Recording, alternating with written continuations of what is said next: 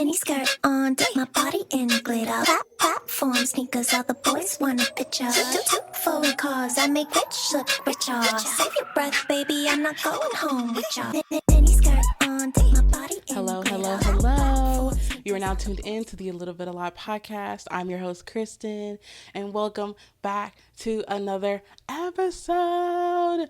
Oh my gosh, today makes it the start of season 3 of the show. I cannot believe we are already 3 seasons in, babes, but we are here. We are rocking and rolling, and we are doing the dang thing, and that's on what? Period. Oh my gosh, it feels so good to be back talking to you guys. I took the month of October off, and girl, I am feeling refreshed. Like, it was really nice to be able to have that time off. That was like the longest break that I've taken since I started the show. So it was really, really cute, especially given that like October is just like such a fun month for all of like the fall activities.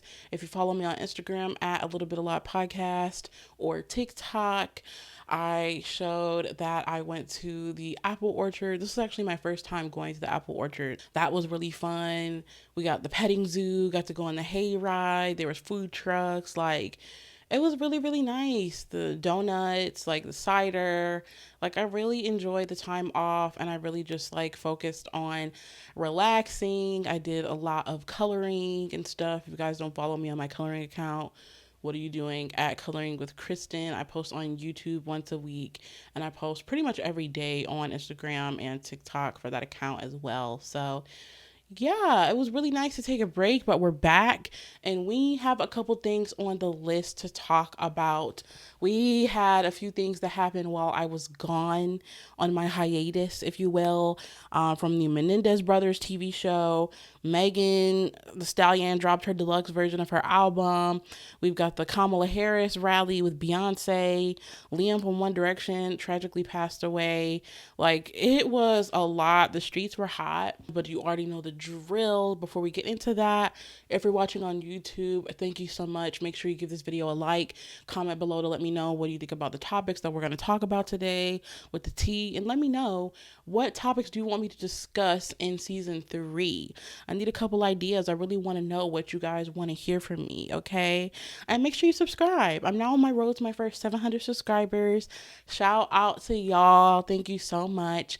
And if you're listening on Apple, Spotify, make sure you rate that 5 stars, leave a review to let me know what you think about the show. So, want to start off the episode with talking about the biggest thing that I was focused on while I was gone on my hiatus, which is the Menendez brothers case.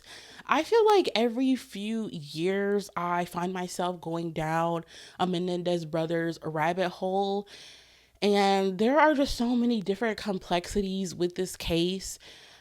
And what brought it back up was the fact that they had a documentary, well, like a mockumentary, like TV show that was made on Netflix where they talked about the Menendez brothers. And I think this may have been like the first time, correct me if I'm wrong in the comments if you're watching on YouTube, and you can comment on Spotify as well now. But I think this was the first time that they had like an acting like drama show that was supposed to portray the brothers. And I watched it, and I just did not really like the way that the show portrayed the brothers. I feel like it kind of came from this perspective of a lot of the people that shared their opinions back when the case was first a thing, where they kind of the show made it seem like the brothers mostly did it for the money, and I just didn't like the way that they portrayed Lyle. Up until the Netflix show, I had never heard of anyone trying to portray Lyle as this like crazy raging maniac. I don't know. I just feel like they really made him seem like he was aggressive. He was cursing all the time. Like he was just so entitled and like selfish and belittled others all the time. And I truly don't think that that's Lyle's personality. Granted, I don't know either of these men in real life, but this case has pretty much been an ongoing thing since before I was born. So there is so much that has been done and talked about. And I don't recall ever seeing, out of all the documentaries and different things that I've watched about these boys, anyone saying that Lyle was this type of person. So I'm really kind of confused as to where the director got that perspective from. I just don't understand that. And a lot of the things that I saw online, a lot of people felt the same way. Like, why is Lyle being portrayed this way? I just don't get it. And especially, with a lot of there's so many issues that, not even just like with the Netflix show, but we just also know that there's so many issues with the case in general. There's been people like Kim Kardashian who have spoken out in favor of the Menendez brothers getting free. And I just want to say that I personally feel like they should be free.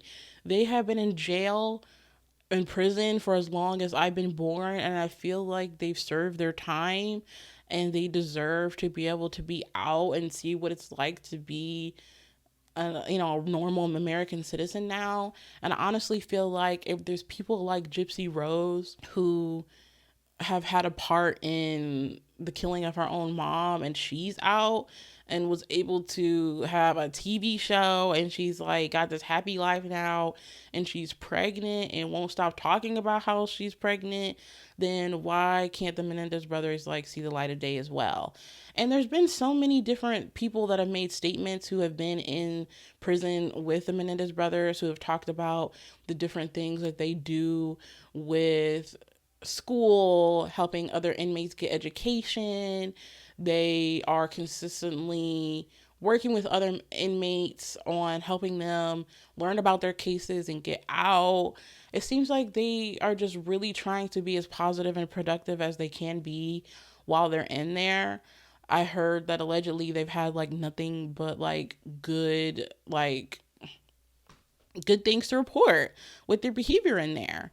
And I think that they truly have shown that they do have remorse for the situation.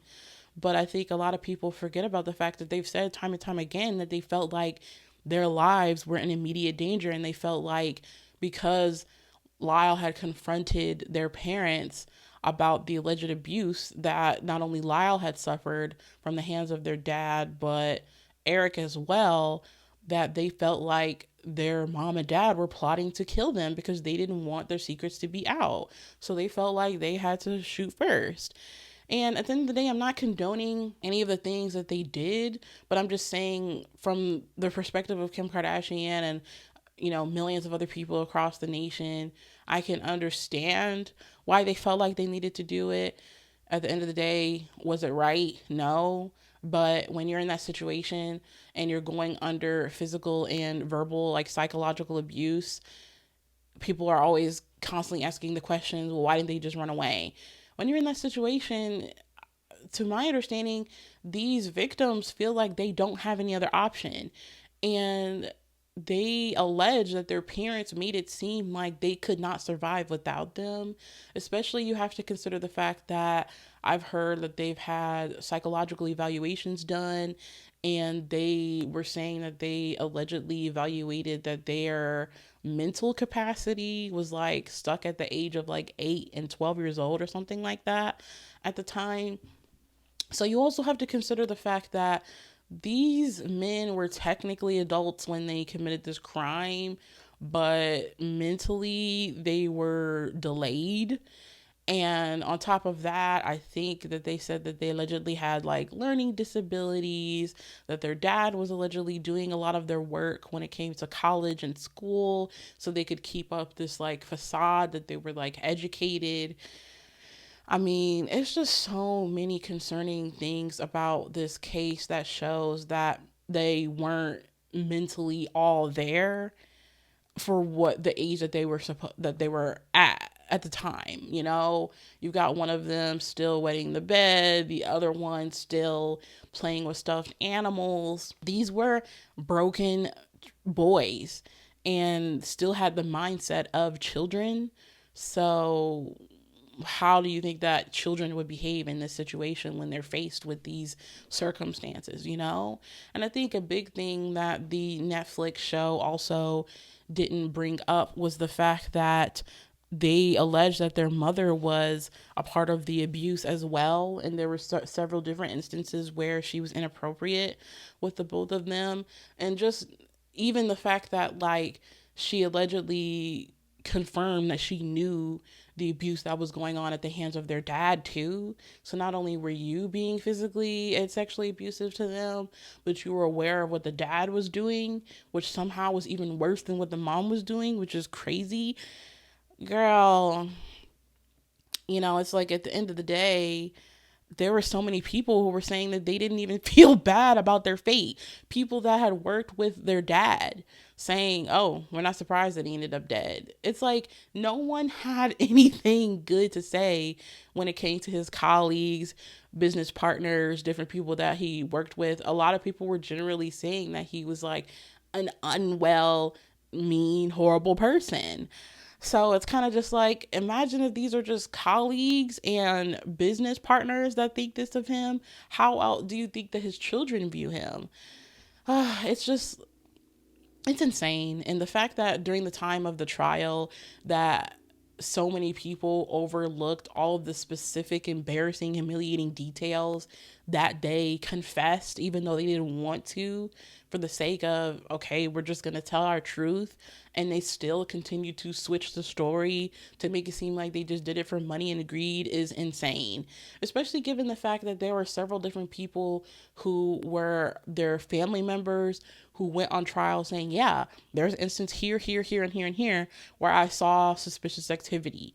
Another incident where here, and there, I saw the dad was away with Eric and Lyle for several hours. You even have a member of a boy band who I think was allegedly managed by their dad, who came out and testified that he was SA'd as well by their dad, And it's just crazy to me how after all of that, even before the trial, so many family members are saying that they noticed things and no one stood up for them is crazy.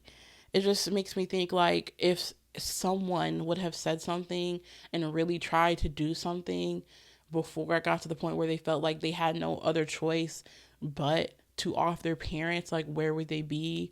I don't know. But at the end of the day, again, what they did is not right, but at the same time, what was done to them is not right either.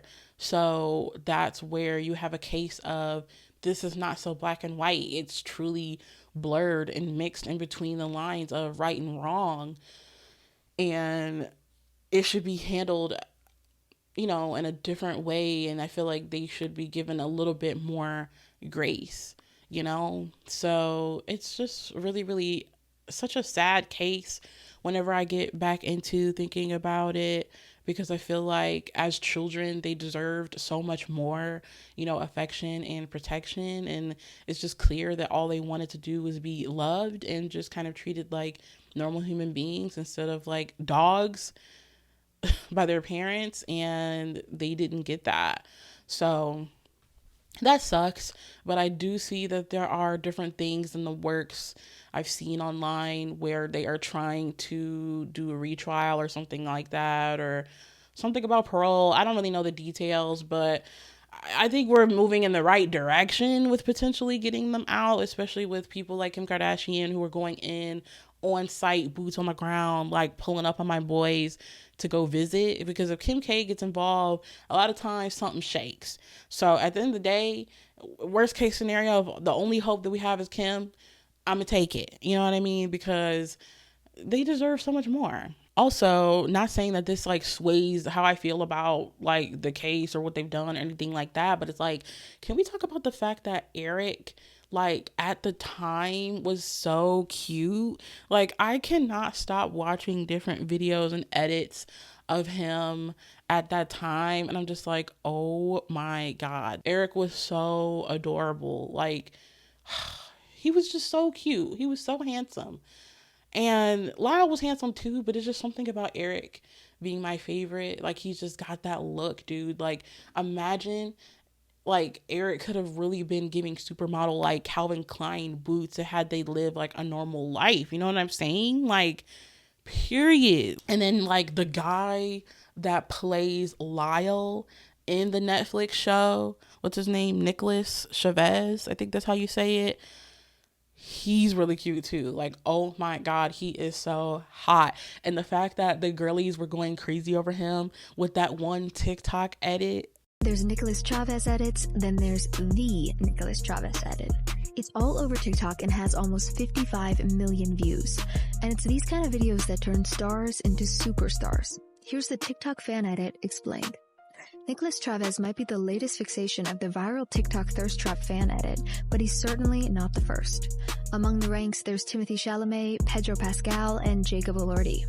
The phenomenon of edits has gained significant traction since 2020. These are short, often 30-second videos that creatively remix scenes from popular media, often set to music. Nicholas Chavez was already rising to fame thanks to his role as Lyle in the Netflix series Monsters, the Lyle and Eric Menendez story. However, this edit of him as Lyle has not only exponentially increased his visibility, but also contributed to his growing fan base. Many social media users admit they have not even watched the show, but are addicted to watching the edit. Many users love catching their mom's or grandmother's reaction to the edit as well. Yeah, he's fucking nuts. This guy. Who cares? If he wants some, he can come and get it. Ooh. He's nice. But how does this all happen? TikTok edits have become a powerful tool for transforming stars into superstars. TikTok's algorithm plays a significant role in promoting these edits. By analyzing user interactions, the platform ensures that popular edits are shown to a wider audience, further amplifying the reach of the content. When you watch one edit of Nicholas Chavez, TikTok will probably serve you 10 others throughout the day. This algorithm-driven promotion can significantly boost an actor's profile, turning them into a household name. And the fact that he saw the edit and they asked him about it in an interview, like, nar. Like, we got guys, okay? They're on to us. He's too aware. That's all I could really kind of focus on in the show. Because at the end of the day, like, from the jump, I'm like, okay, this show is booty. Y'all are not portraying the boys in an accurate way, in my personal opinion. But at the end of the day, like, they're both cute, though. The actors were both cute. And they both seem like so sweet and have acknowledged that like the Menendez brothers don't really love the way that they were portrayed, and they seem respectful of that. But at the end of the day, like, we still had a job to do, and if that's the script we were given, then that's the script we were given. But that took up like a chunk of my time while I was away from the podcast. Like, it's just such a crazy case, and I feel like there's still so many more details about it as the years go on that I find out about this case, where I'm like, why are they still in there again? Like, seriously? New evidence that wasn't even able to be even used during the time when they had the original trial? Like, it's crazy. Like, what the heck? Also, did you guys see Beyonce serving down at the Kamala Harris rally? Like, oh my God, the hair, the glam, like her speech. One thing about Beyonce, she gonna always rep down for H-Town, throw it down. Love, live, laugh, Beyonce. Like, oh my God, she looks so gorgina. Like, what? And then it was just something so iconic about seeing Beyonce at that podium that says Vice President of the United States. Like, it was giving she was making a vice presidential speech. It's giving she has the potential to be the vice president. Would I be mad if Beyonce was the vice president? Nar. No, I would not be upset about that. Like, it felt fitting. You know what I mean? And then, like, the fact that she, like, shared the details from her outfit on Instagram, and she had, like, the vote nails. Like, nails are gonna always eat down. And I just love the fact that the speech really seemed to come from her heart, and the fact that she was speaking to the public and saying that I'm not even coming to you as a singer, I'm coming to you as a mother. You know what I mean? Like, it's time to sing a different song, march to a different beat, and we need to prioritize like what's going on now, so that way the whatever's happening now is going to affect our children in the future. And I'm worried about my kids, like, period. So love that. Like, Beyonce is, never afraid to stand on the right side of history, you know, with her being with the Obamas and backing Kamala was just so great. And I just want to make sure that I come in here and let you guys know that the day that I'm posting this, I think the election is in a couple of days. I already voted and I do the absentee ballot, because when I get to the polls, I really don't know what's going on and I get a little bit like anxiety and it's a bit overwhelming. It's a lot going on. So now that we're able to do our absentee ballot, sweetie, like I'm able to vote in the peace of my own home. I highly recommend that you guys do that. Like, there should be no excuse as to why you are not voting. They even have, like, if you don't want to vote at home and you have an issue with doing the mail-in ballots, they have like services that they offer through Lyft, I think, allegedly, or Uber or something like that, where they give you like discounts to the polls so you can get a ride to the polls. I think I saw an ad with Sasha Colby, the winner of the previous season before last of RuPaul's Drag Race, talk about that. So there are resources out there for you guys to be able to get discounts on your rides if you need a ride to the poll. If transportation is an issue, if you still can't even do that, ask a friend, ask a family member to give you a ride. Carpool is an option. There's so many years where my mom and I, up until we started doing the mail-in ballots and like doing them at home, we would take a ride to the polls together after work. A lot of people do it during work. They take, you know, on their lunch break, they go up and they vote. So whether you get a ride with Uber or through a family member or a friend, or you request your at-home ballot, make sure that you're really using that as an opportunity to use your voice. And I just think about the times where there's so many instances where I'm like, oh, you may feel like you don't feel like doing it. Sometimes, you know, the ballots can be a little bit confusing, but trust me, like, it is worth taking your time to research what's going on the ballot, because a lot of times it's not even just Democrat, Republican voting for the president, but there's so many different options on there for your local government and stuff that's going on in Senate, and so many different people like that are localized to your area that you have to vote on and learn about as well, that I didn't know when I first started voting.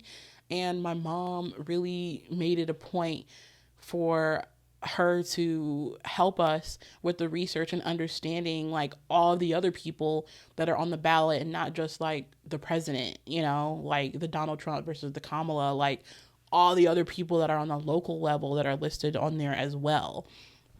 So it is a little bit intimidating, but once you take the time to do your research, like, I swear it's worth it, because you want to be able to say that you had a part and a voice in what's going on, not only at the White House level, but like at a local level as well. So make sure that you're doing that too.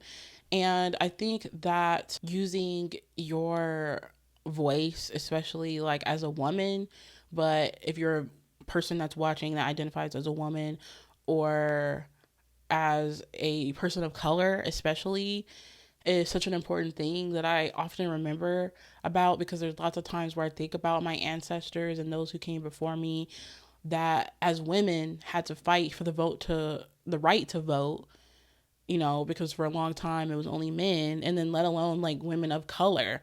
And there was a TikTok that I saw earlier, I think on Kamala Harris's niece's account, where there was this elderly woman who talked about in the 60s that Black people had to pay $2 to vote, where now she's about to go vote for free. And I'm like, what? Black people in Mississippi had to pay $2 to vote. The white folks didn't pay nothing. In what year? And what year was that? That was 1960. 1960. And what are you about to do today? I'm about to vote free. I got victory in my feet. Yes, Lord. So it's like, at the end of the day, we are in an age where we're able to vote for free. If you're a woman and if you're a person of color, like, you have that right. And there are so many different people in our history that had to fight for us to be able to get that privilege, and we are now reaping those benefits generations and generations beyond. So I don't really take that privilege lightly, you know? It's like, dang, like my great somebody like might have been a part of something that had to do with me being able to use my voice and help make these decisions with what's going on in America. Like, what? Like, that kind of eats, you know? So there's just so many different things that I learned about how crazy voting accessibility used to be back in the day, and now that we're able to do it for free and, you know, have the option to do it in the comfort of our own home is really cool. And I also think that it's really important, especially with this election that's going on, for us to think about the fact that the main focus, I feel like, especially going in with this election, is the importance of protecting women's rights and supporting our right to be in control of our own reproductive health. Like, that is so extremely important. And there's just so many devastating cases where I hear where women, because of this Roe versus Wade situation that's going on, are not getting the care that they need. This is coming from Governor Gretch, Big Gretch. And this comes from an interview that I watched with the Try Guys who talked to the governor of Michigan. I'm going to make sure that I link that podcast episode in the description so you can learn more about the importance of what's at risk with women's reproductive health with this upcoming election, because the stories that Big Gretch was sharing was like, oh my God, like this is literally insane. None of us knows when we may need this kind of care, but it should be accessible to every single one of us. And we shouldn't be watching women dying in parking lots like we have seen as a result of the Dobbs decision. I think I saw a statistic, it was 65,000 pregnancies have resulted from rape in states that preclude a woman from accessing abortion care. I mean, it's horrifying to think about women who have had the worst kind of violation, and then the state is doing it to them again by taking away their ability to make the decision on what happens next. And the fact that we're even having to fight to have the rights over the will of our own bodies right now is actually insane. So I really, really love whenever the governor of Michigan is able to speak up and talk about not only what's going on at the local level with me being a Michigan resident, but on top of that, like the bigger picture with her and the things that she's doing to support the Harris campaign as well. So after you guys are done with this episode, make sure you go check that out. So yeah, I just feel like I needed to kind of say my piece about that and just reiterate the importance of what's going on and the stakes that are really high, especially with a lot of the stuff that's going on with Project 2025. Like, it's absolutely insane. And I don't stand by and support like anything that's going on with what Donald Trump has in store. So, of course, like, it's a no-brainer. We're going to vote for Kamala because, especially given the fact that there's so many different things that she's talked about, you know, in her policies with the middle class, you know, working Americans, and just standing up for what's right with women, period. Like, the freak. There's also things that have been going on, like I said, with music, with Megan Thee Stallion. Oh my God, my girl messed around and dropped Megan Act 2. I was thinking that this was like a whole separate album, but when I was about to film, I looked at it, I'm like, oh, it's a deluxe of the first album. So yeah, love it. I know a lot of people were upset about the cover art, but I feel like it's so Houston, it's so Texas. Her with her grills just like eats down. Like, just, it's just so good. I love the rollout of this deluxe almost even more than I love the first one. You know what I mean? Like, it feels like a total different album. And I know a lot of times, like, when people drop deluxe albums, it just feels like the same thing, but just like one or two extra songs. This feels like an entirely different project. Like, seriously, I love what she's doing with the marketing of this and leading in with the lead single of Act 2. being bigger in Texas. The video for that is so good. It just feels so Houston. Like when she's got on that like half shirt with the underboob out, she's giving do-rag, she's giving scarf, she's giving grill, she's giving low rider. Like everything about the aesthetic is just so good. The one shot where she's got on like that short wig, like, oh my God, like when it comes to the visuals, like Megan is literally never gonna miss, like, period. So I really, really like it. And my favorite songs on here for the deluxe are Bigger in Texas, of course. Bourbon, I just love like her accent on that song. Number One Rule, the beat on that song is so hard. It's like boom, boom, boom, boom. Like something about a beat when it kind of switches up a little bit and it's like a subtle little moment, like the details on that beat.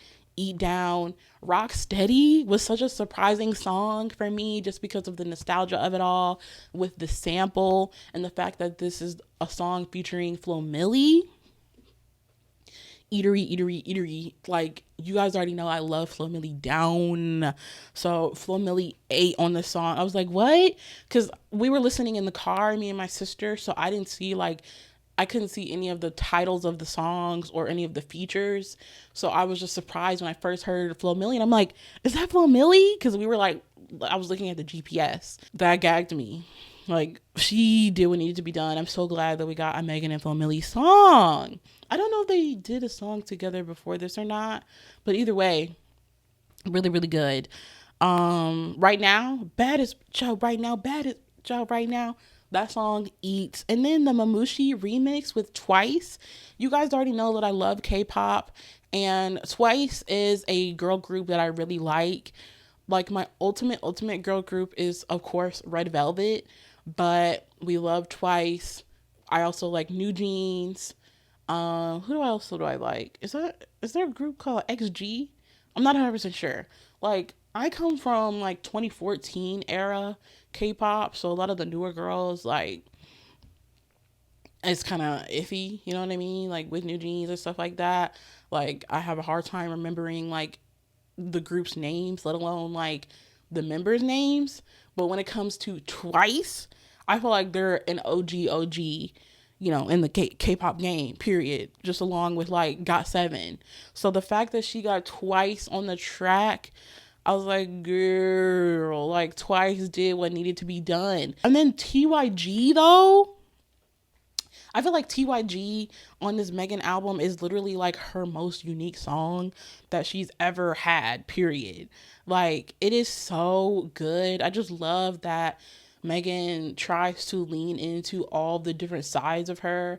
Like, not only is she just like giving Houston hottie, but she also loves pop music. She also loves rock. She also loves alternative, you know, heavy metal. She's an anime girl. Like, there's so many different sides to her. She likes video games. She likes playing her Switch. So the fact that she in her career is continuously tapping in to those different sides, especially on songs like TYG, is like, it just eats. So really, really enjoyed that. I know it's kind of crazy. I'm talking about Meg and I'm wearing a Nicki Minaj shirt if you're watching on YouTube, but like I said before, I stand everybody. So shoot. Also, oh my gosh, did you guys, I'm sure you saw that Liam from One Direction has passed away. Like, guys, this is just really, really insane. Like, my sister and I have tapped into our love for One Direction and just being fangirls in general when we had our short-lived podcast together called Not So Typical. We had an episode where we talked about like being fans of One Direction, Five Sauce, and One Direction was always my sister's thing, like more so than mine. But at the end of the day, I was still a really, really big fan. But I feel like she was like giving super, super fan, especially given the fact that she was just so young. So it was kind of just easier for her to get into like obsession era. Like, you just know how it is. Like, at the end of the day, like the Directioners at the time were all just really young and really delusional. And honestly, a little bit weird and inappropriate when it came to, you know, the standing of like Larry, like Louis and Harry, and like different things. No shade, no tea to y'all. Love y'all down. Like, I have a sister who was also a victim of this. So it got a little crazy, but nonetheless, like, it was a crazy, crazy time. Like, over 10 years ago, like, in the trenches, being an OG stan, because I guess you could technically count me as that. Like, I listened to all of the albums, like, all the music. I know all of the lore just off association alone. And then I'm just like, okay, I guess I have, like, no choice but to, like, kind of fully be in this. And then once, like, they had Five Sauce as their 5 Seconds of Summer as their opener, then I fully went into that. So it was like, I really liked One Direction, but I really liked 5 Seconds of Summer. Like, for real, Callum girl down to this day. And that's on period. Like, literally just went to Five Sauce's last concert and sat on Callum's side, because every single time I go see Five Sauce, you already know I'm going to sit on Callum's side because that's my man. This is just insane news. I would have never thought in a million years, at least in like this early of our lifetime, that a member of One Direction would pass away.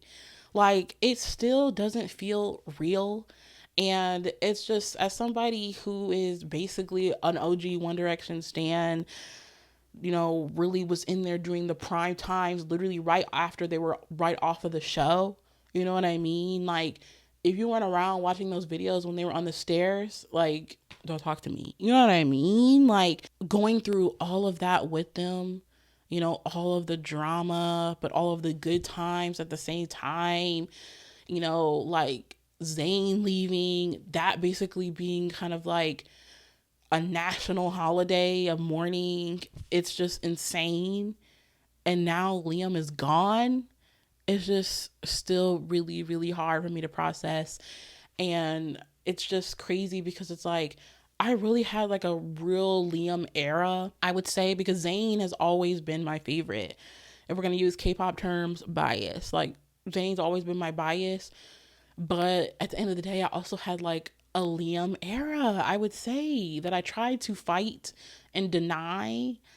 But it was right when my boy cut his hair, and I feel like he was really leaning into his light-skinned Liam era. And my sister and I would always say, like, that's a light-skinned boy. Like, he's invited to the cookout. Like, he was invited to the cookout at one point. Regardless, if after One Direction went on their hiatus and he gave Strip That Down, and his cookout card was revoked after that, let's not get it twisted. After Strip That Down, his card was revoked, his access was denied, because I, to this day, don't know what that was. Even, you know, rest in peace. Love you, Liam. But I feel like as a collective, we can all agree, like, what was that? But we love you down. We love you down. Like, make no mistake. You know what I mean? But yeah, like, that's how real it was. I was willing to invite Liam to the cookout. And I don't take that invitation lightly in any way, shape, or form. You know what I mean? Like, there was a solid era where Liam could have came. He could have came to the barbecue. You know what I mean? He could have got a pass. Bring some chips, bring some soda. No main dish. You know what I mean? Like, that's the type of level of entry that he was allowed, that I you know, gave him access to. And the fact that he's gone now is just insane. And I think that there's so many, you know, things to say about Liam, where we all know, like, for a long time he has struggled with his mental health, in the group, after the group, leading up to his death. But at the end of the day, when it came down to that group, though, when it came time to work, Liam was going to put in that work. WERK. Like, he was pen to paper, going hammer bammer in the studio, him and Louis. You know what I mean? Like, Liam really, really, pen game was on fleek, gave us hits. Like, that's no denying. You know what I mean? The legacy that he imprinted on the music alone. And the fact that we all looked at Liam kind of like as the dad of the group, you know what I mean? Like, we thought that he was like the level-headed one, the one that kind of just kept the ship sailing, you know, that held it down for us. Just even like thinking about the fact that he was the glue of the group when it came to like vocally, you know what I mean? He kept them harmonies tight. You know, he was the base of the harmonies type things, you know? And then one thing about Liam, he was always going to start those songs off. More than likely you hear One Direction song, Liam gonna start it off. You know what I'm saying? He gonna get the pot cooking. He's gonna stir the pot and get it ready for us. You know what I mean? So like he ate down with that. You know, for what he gave to One Direction, him giving his all, sacrificing his mental health on the line for the entertainment of us millions of fangirls. I thank you for your service. Like, he was really giving soldier out in the field, like boots on ground, worked hard for 5 consecutive years in that group.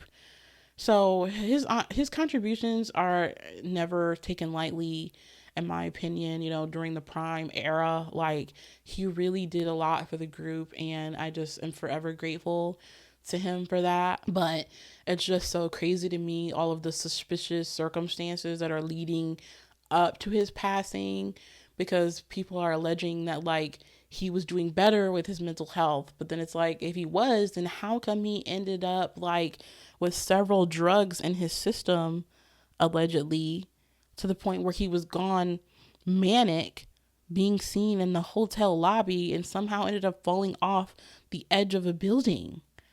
How do we make it from he was allegedly clean to that, right? Was he just not, did he have everyone in his life fooled and he really wasn't? And then once his girlfriend left him alone and flew back home a few days before he did, and he was in Argentina for a couple of days by himself, he just went crazy? Like, those are answers that we will never have, unfortunately, because he's gone. It's just really suspicious.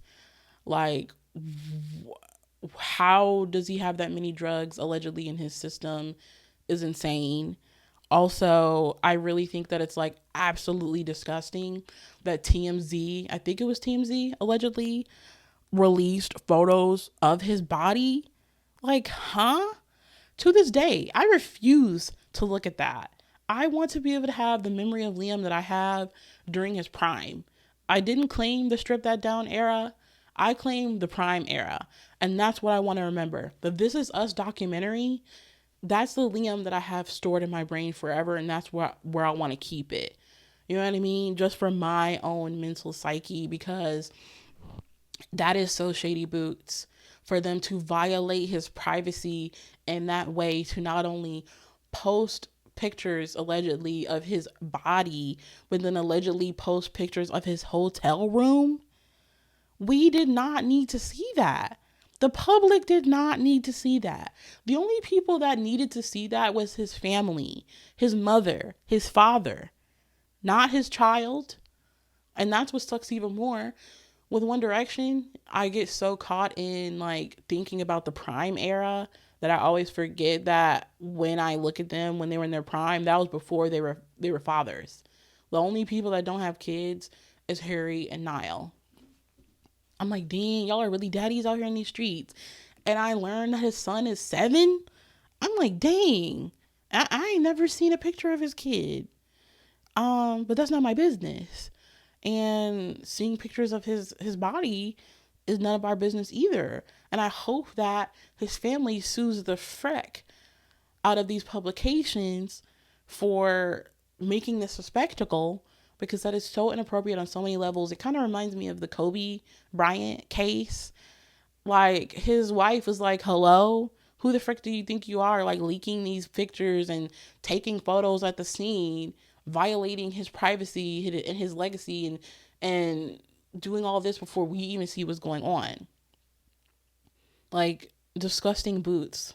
So that is really, really crazy news to hear. I'm just really, really so sorry, and my heart and condolences go out to his family, the boys. Like, oh my God, the day that I'm recording this, I don't think that they've had the official memorial. I know that my sister told me that they had a fan made memorial in Argentina, and his dad showed up, paid his respects, looked all of the fans in the eyes, hugged and shook hands with a lot of the fans, and was really appreciative of the love that they were pouring into him. And I've been seeing different videos of people across the world having, you know, candlelight moments where they're paying their respects for Liam. You know, this really got the gang effed up for real, for real. Like, serious. And it's gotten to the point where Zayn, you know, finally seemed to be doing better with his relationship with music, you know, and he had been starting to do more like publicity things where he was, I think, was he on Hot Ones? I'm not 100% sure, but I've been seeing little things of him doing interviews and like on Call Her Daddy, slowly like reintegrating into like the celebrity life and talking about his, you know, parenthood journey and his anxiety. So the fact that he was about to go on tour finally was such a good thing. And then this happens and he had to cancel his tour. It's like, oh no, like good luck to anybody who got those tickets. Cause I don't know if my boy is really gonna ever, I don't know, at this rate, with something like this happening, you know, will Zayn even ever get to do that tour? I don't know. But at the end of the day, like, I just really hope that he has so much love poured into him and all of the boys and all of his family during this time of healing. It's, you know, really, really crazy. And I know that Louis expressed that they had so many things that they still wanted to do, you know, getting back in the studio together and writing again. So that's just sad, man. Like, there was just so much opportunity for One Direction to really get back together, you know, Liam included. And it seems like they all kind of were doing so much better from the trauma of what they went through as a band. So it just really, really sucks. And it's just really, really been hard, especially for my sister being like an OG hardcore stan. You know, the day that she called me, she was sobbing and I'm like, girl, like my mind is blown. I can't believe this. I've just been in disbelief. Like, it's just to the point where I don't even want to really think about it.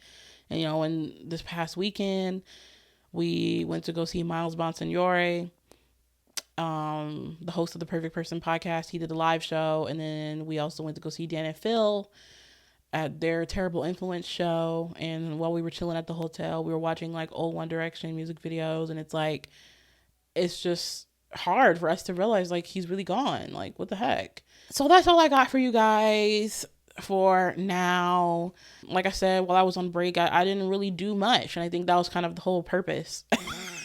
Like, for me to take a break, you know, at the end of the day, producing and editing and like, you know, being your own one woman show is a lot of work. So we kind of just needed to take a breather. I started watching anime with my boyfriend, so that was nice as well. I've been watching Kengan Ashura, Baki, and Jujutsu Kaisen. Those are the 3 different shows that I've been on. I also want to start watching like other shows as well. So like, let me know in the comments if there are any anime girly gazer days and you have any anime recommendations for me to get into as well, because Jujutsu Kaisen I just started this week and it's really interesting so far.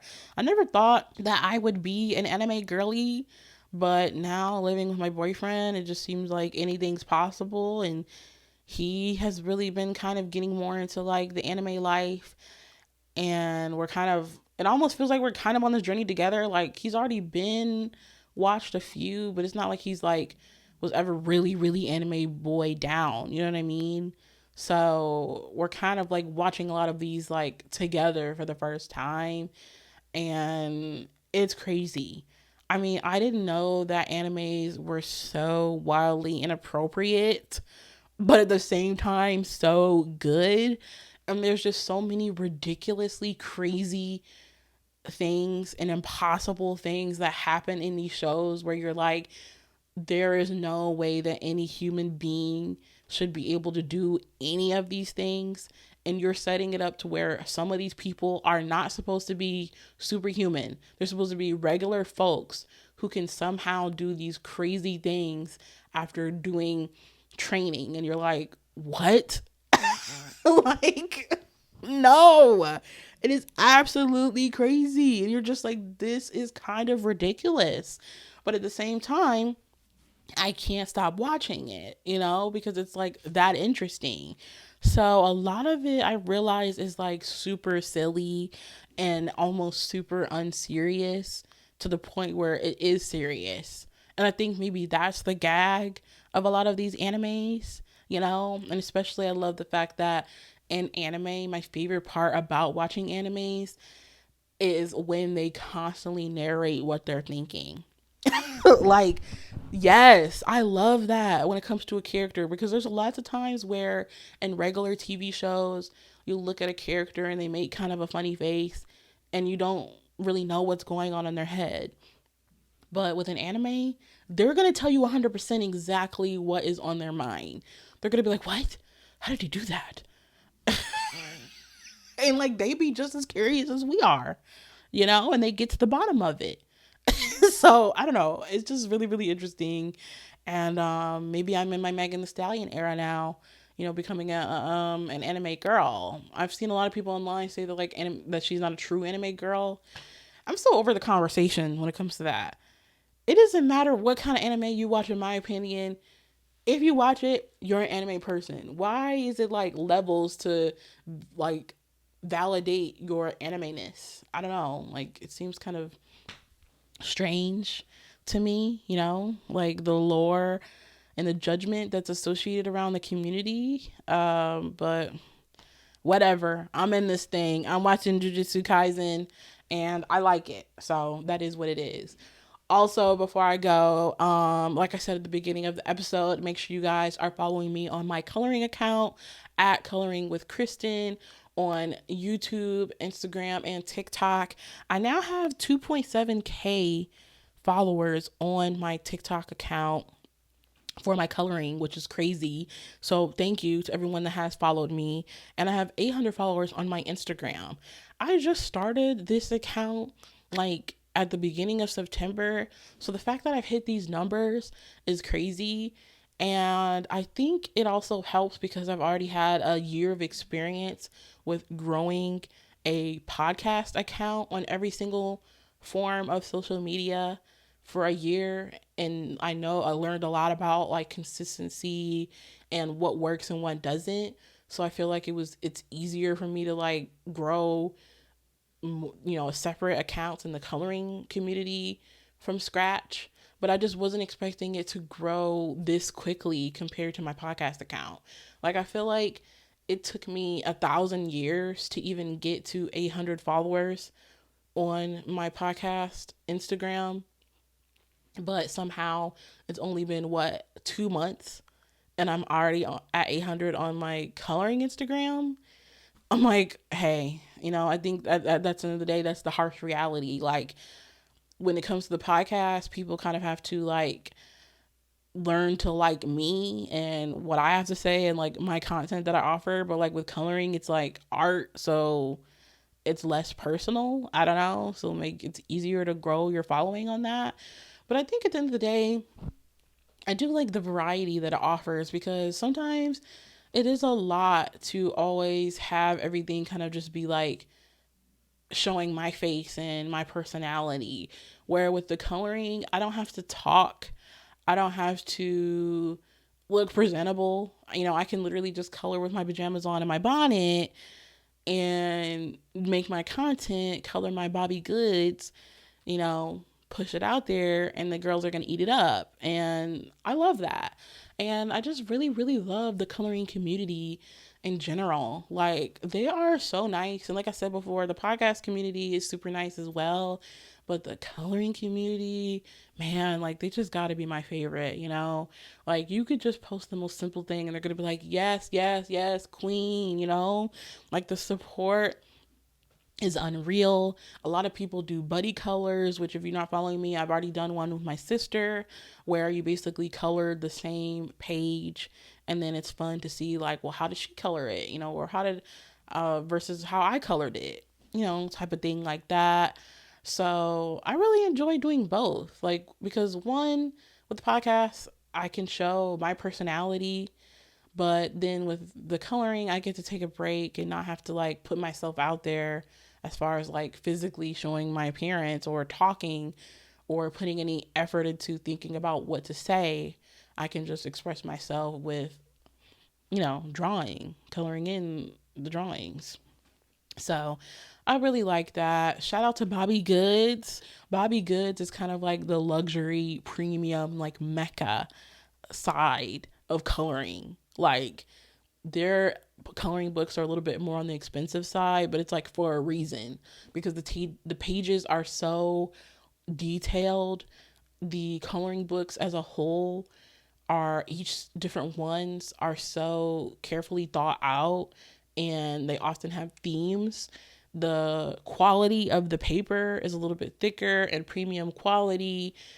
So I didn't realize going into the coloring community that there was going to be kind of like levels to this. You've kind of got your basic coloring books, but then you've got your like more premium, more expensive coloring books that are a little bit harder to get, that are, for more advanced coloring people. And I'm like, ooh. So I've been really having a lot of fun with that too. And shout out to TikTok as well, because I am now a TikTok shop affiliate.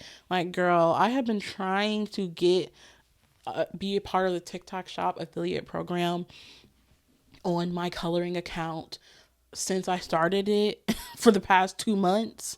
So it was really nice to be able to have a break from the pod so I could really go hammer bammer on my coloring account and like show TikTok that like, hey, I'm consistent. Like, I'm posting every day, sometimes multiple times a day. I'm engaging with my community, leaving meaningful comments, commenting, then liking it, reposting it, utilizing my stories, like using everything that the app has to offer. I also go on live on my coloring account, just in case you guys didn't know, almost every day, but like several times a week. I'm on there for about like an hour or two. I color on that as well. So like showing the app that I'm going live, engaging with my followers. And then after about 2 months, it worked. And now I'm a TikTok shop affiliate. And I thought, okay, great. Once I'm in, everything will be Gucci. I'll be able to make commission. But I'm now realizing that it's a lot harder than I thought. Like, it's already hard enough to get accepted into the TikTok shop affiliate program early, because you have to have at least 5,000 followers. And I have, like I said, 2.7K, and they let me in early. So that was already hard. But then once you're in, it's still hard, because then you have to continue to keep making content, tagging products, and then hopefully try to get commission. But I haven't made any sales yet.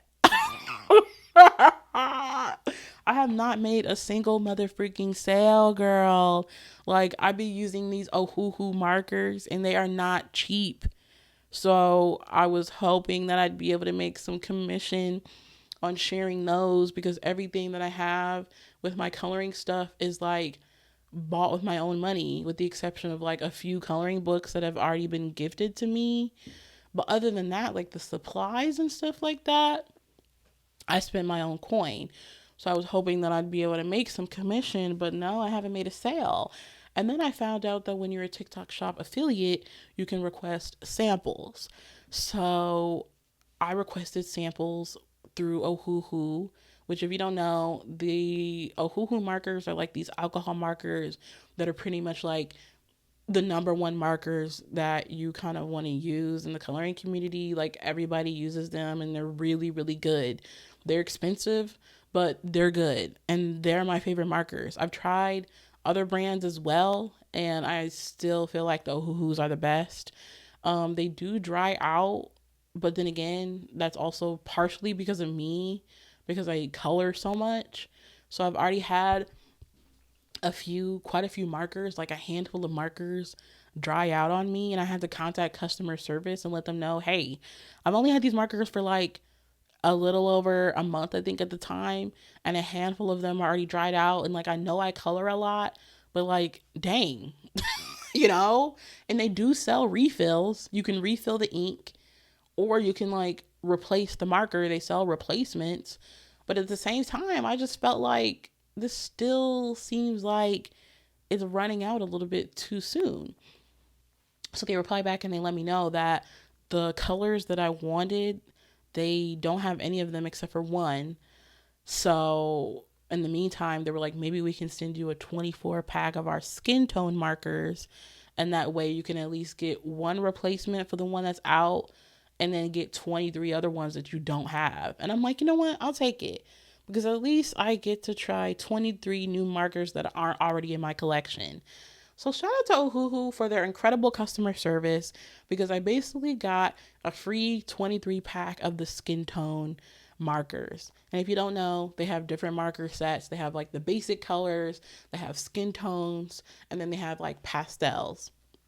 So as of right now, I have the 120 set of basics, and then I have the 24 set of skin tones, courtesy of Ohuhu, but I definitely want to try the pastels. So on TikTok Shop, I saw that you could request a sample of the different markers that they offer. So I requested a sample of the pastels. Tell me why they denied my request. I'm like, oh, okay, right. So like the tea is, even if you get approved to be a TikTok Shop affiliate, that's not a guarantee that these TikTok shops are gonna want to send you free samples just because. Like, it seems like you really gotta grind it out and like make sales before anybody wants to send you anything for free.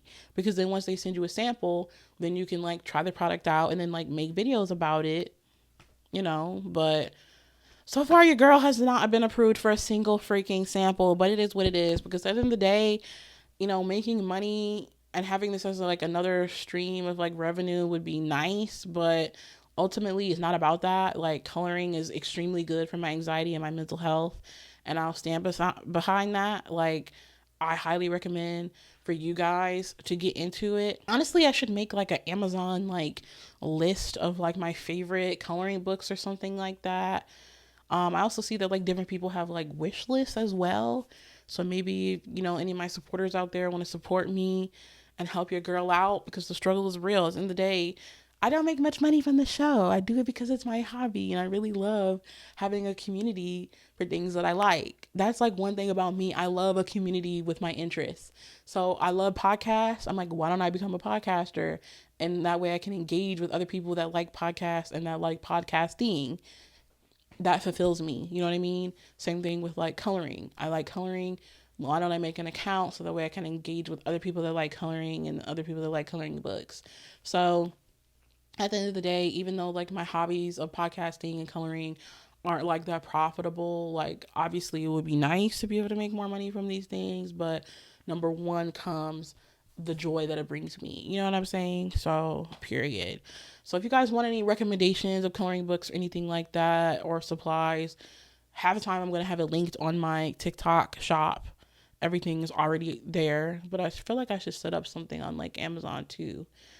So I'll keep you guys posted on that. But yeah, like this episode has been honestly one of my longer episodes, guys.